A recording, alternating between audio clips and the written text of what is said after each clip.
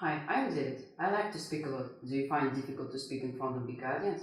A lot of people do. Look at this chart. What's the phobia that takes the biggest number in population in US? Surprisingly, but it's fear of glossophobia. As you see, 74% of people have it. Time and again, people speak in larger crowds. You do it when you present something on the lesson. You will do it when you pitch your company as an entrepreneur. Or you will convey your opinion to a group of people. However, you have probably experienced fellow students, your friends, even teachers making simplest public speaking mistakes. They sound weak, outright, confused, unsure, but mind you, being persuasive is not magic. Let's look at the most common public speaking mistakes that people make and analyze what could be done better. What do you think is important in making your presentation perfect? First, you must know your audience. Second, you need to be well prepared. Third, first and foremost, many people are skip the ever so vital part of their speech preparation. They live under the impression and just stand up and deliver with the flawless speech spot they haven't looked with any notes once. If you want to sound persuasive, plan what are you going to say. Make plan or practice in front of the mirror. Practice makes perfect.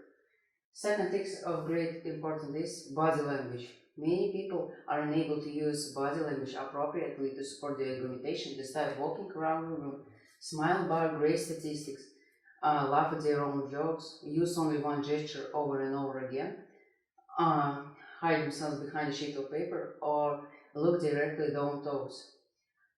If you want to avoid all this, look at yourself into the mirror, record yourself, try to find any distracting movements you made and try to replace them with acceptable ones. Do you notice unnecessary words while speaking? Yes, very often we use such words as yeah, basically, therefore, I personally believe, ladies and gentlemen, if you please ask your friends to count how many times you say your favorite filler word and get them to clap each time you say it. It will be frustrating first time when they will be clapping every 10 seconds, but then you will improve. So will your audience. Lastly, many people fail in time management. They spend more than 30% of their time in introduction and fancy phrases. Then they quickly run out of time and hence and try to squeeze the last important points of their speech in 40 seconds. When that happens, listeners are left wondering about what the main message of the speech was. The fluffy nothing at the beginning are boring intermezzo the last or frantic last minute. A simple tip, portion your time to specific parts of your speech. Time yourself and stick it to the plan.